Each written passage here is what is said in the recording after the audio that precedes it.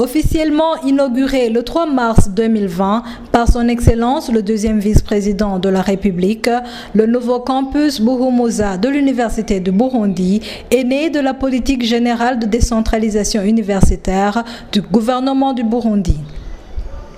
Ce campus héberge un nouvel institut, celui d'administration et cartographie foncière, domaine très rare et prisé dans les pays à forte démographie et aux ressources limitées, débouchant sur l'émiettement des terres et les conflits fonciers. Le doyen et les étudiants de cet institut expriment leur sentiment de joie et de satisfaction de l'inauguration de cette entité du grenier du savoir. C'est à la fois un sentiment de satisfaction et un sentiment d'avoir contribué à l'ouverture d'un nouveau campus de l'Université du Burundi et un sentiment d'avoir contribué aussi à l'ouverture d'un institut d'administration et de cartographie foncière, un institut évidemment important pour la vie socio-économique du Burundi, qui connaît vraiment une question foncière aiguë avec des conflits fonciers et une sollicitation des tribunaux, à tel point que 75% des affaires soumises aux tribunaux sont des affaires foncières, sous fond d'une crise aussi de gouvernance en matière foncière.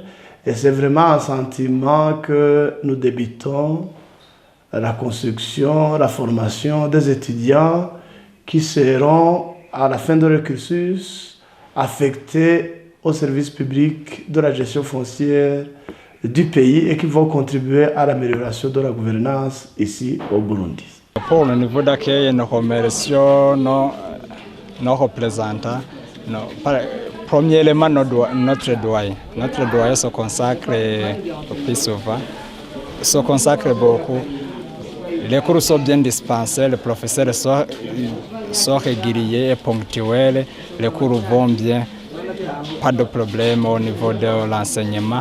Il y a, étant donné que notre institut d'administration et de cartographie foncière est un institut nouveau à l'Université du Burundi, nous essayons de la suivre régulièrement avec nos professeurs. La langue d'enseignement nous fait problème. Ils nous ont dit qu'on va étudier en langue française et anglaise. Et le premier cours a été l'anglais pour nous préparer bien dans le langage d'enseignement anglais. Et puis, au niveau du logement aussi, nous remercions ceux qui se sont consacrés pour chercher nos homes. Les matelas étaient disponibles. Personne n'est allé ailleurs pour chercher du matelas ou de logement. Nous sommes venus ici, on nous a bien accueillis. Et tout simplement. Docteur Emery Nokuri, doyen de cet institut, nous fait le point sur le profil des étudiants nouvellement orientés en administration et cartographie foncière et leurs aptitudes pour affronter avec brio ce domaine.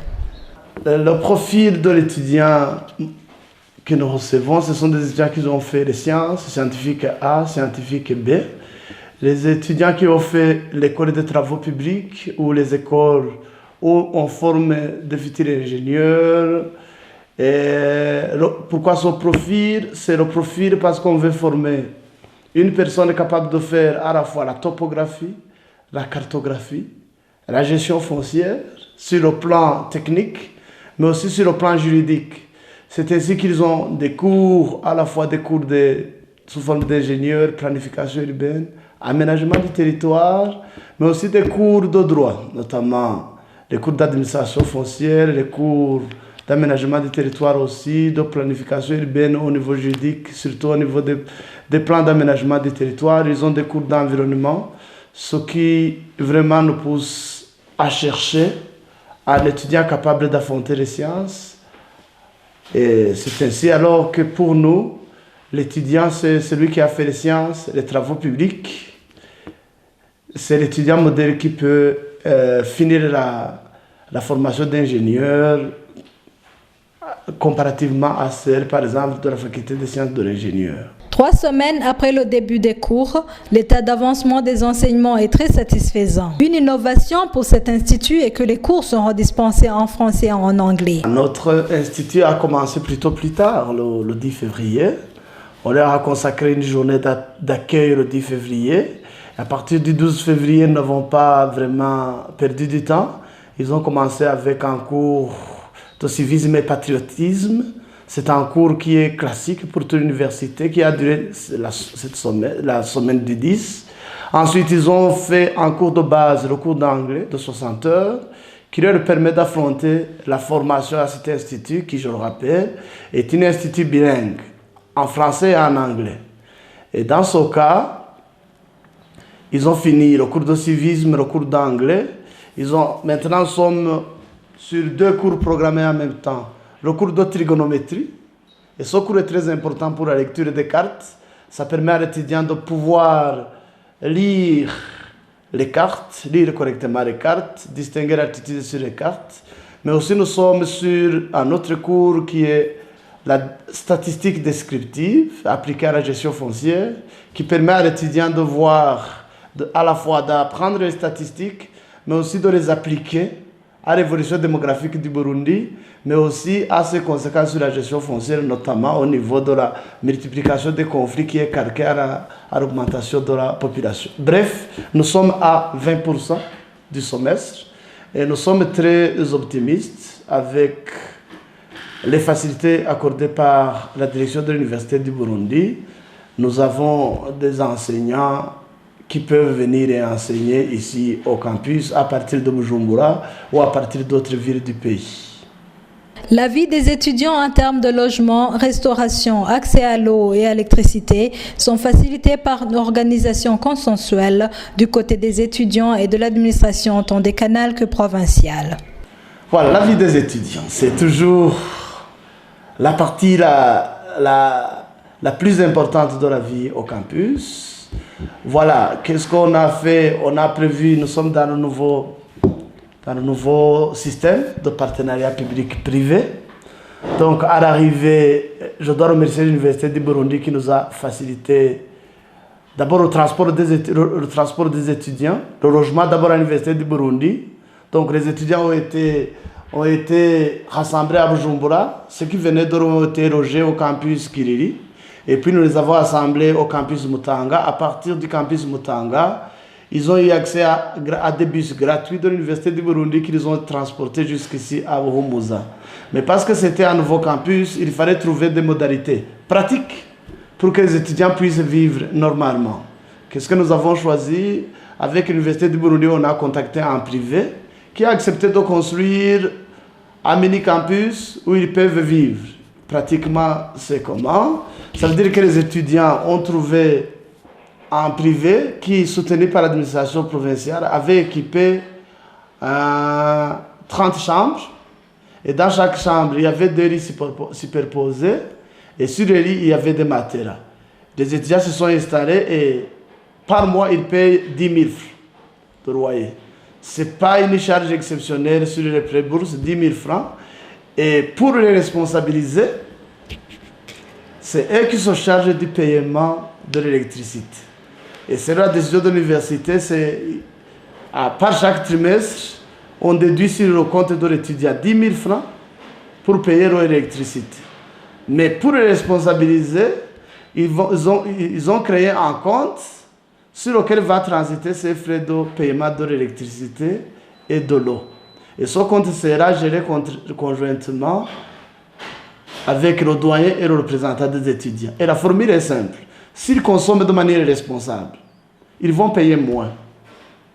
Et s'ils ne consomment pas de manière responsable, ils vont payer plus. Nous devons les préparer à devenir des adultes responsables. Et jusqu'à maintenant, ça va. Ils suivent très bien la consommation de l'électricité. J'y vais, ils me disent que ça va très bien. Ça, c'est la vie, dormir, avoir l'électricité.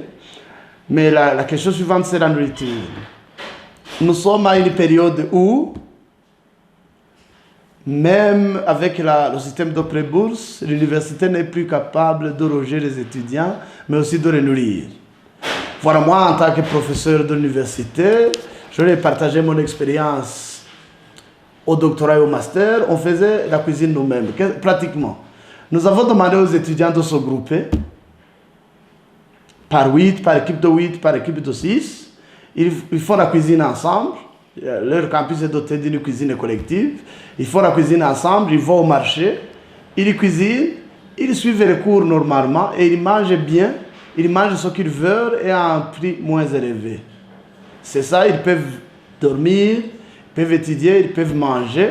Et pour occuper les étudiants, nous avons équipé une salle polyvalente avec une télévision, une salle polyvalente. Et il y a l'Internet aussi qui est disponible même sur leur mobile. Toutefois, certains défis jonchent ce vaste chantier, notamment au niveau des ressources humaines insuffisantes, de l'absence des terrains de jeu, d'une bibliothèque, etc. Le seul cas où ils n'ont pas vraiment la facilité, c'est qu'il n'y a pas de terrain de jeu au sein du campus Buhumuza. Mais puisque nous amenons une université dans une communauté, à côté à 500 mètres, il y a des terrains, ils peuvent jouer avec la population. Ce sont des interactions, c'est toute une vie, mais quand même, nous demandons à l'Université du Burundi de construire certains terrains pour que l'étudiant puisse se sentir mieux, jouer, étudier, regarder la télévision. Et nous sommes confiants qu'à la fois la province et l'Université du Burundi vont fournir les efforts nécessaires pour améliorer les conditions de vie ici dans le campus Buhumuza. Cependant, les autorités de l'Université du Burundi font de tout leur mieux pour accompagner autant que faire se peut ce 13e nouveau-né. La bibliothèque centrale nous a promis les livres, du moins les livres que nous avons besoin, du moins pour la première année. Il y a des livres disponibles au campus Mutanga, la bibliothèque centrale, d'autres disponibles au campus Nyamugerera, d'autres disponibles au campus Kiriri. Nous avons fait la demande et d'ici 2 semaines, nous allons instaurer une bibliothèque. Je vais dire hard copy, c'est-à-dire les copies physiques, mais quand même avec l'Internet et le Wi-Fi disponible, ils peuvent entre-temps accéder à la documentation électronique. Et c'est quand même un remerciement pour les autorités électorales. Nous sommes le seul campus où, avant même de commencer, on avait l'installation Internet. Et c'est même une de notre demande parce que c'est un campus pour des ingénieurs spécialisés et qui doivent accéder aux données les plus actualisées. Les étudiants n'ont pas manqué à leur tour d'épingler certaines difficultés auxquelles ils font face au quotidien, mais espèrent qu'ils seront résolus sous peu. Avec le logement et la restauration, ce n'est pas vraiment facile parce que ici le logement est vraiment cher parce que on paye 10 000 par mois, donc on est 4 dans une chambre. Donc on paie 40 000 par chambre et on paie, à côté de ce 10 000, on paie aussi l'électricité et l'eau. Alors tu vois que la vie est vraiment difficile ici. Il est cher parce que lorsque nous allons au marché pour acheter de quoi à manger, on trouve que c'est très cher. Au marché, les prix sont très chers.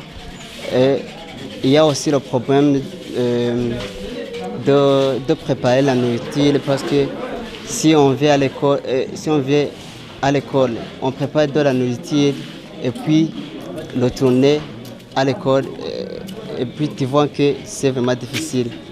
Ici au campus Buhumuza, nous avons rencontré qu'il y a beaucoup de difficultés chez nous, les nouveaux étudiants.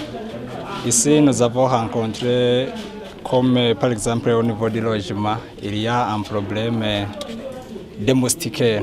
Les moustiquaires la nuit, les moustiquaires nous piquent beaucoup. Et étant donné qu'ici, en province Changuzo, pas de marché concret pour les moustiquaires. Et ensuite, nous avons vu que le logement n'est pas du tout facile, étant donné qu'ici au campus, une chambre et un salon sont destinés pour 4 étudiants. Et cette chambre et salon, on va payer 40 000 francs. Cette somme est très élevée ici au campus Buhumuza.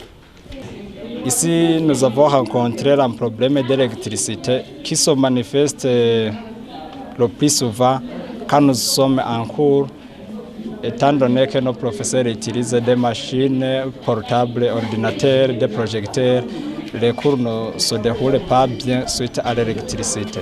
Et au niveau de la restauration, nous avons aussi remarqué la hausse des prix des repas sur le marché.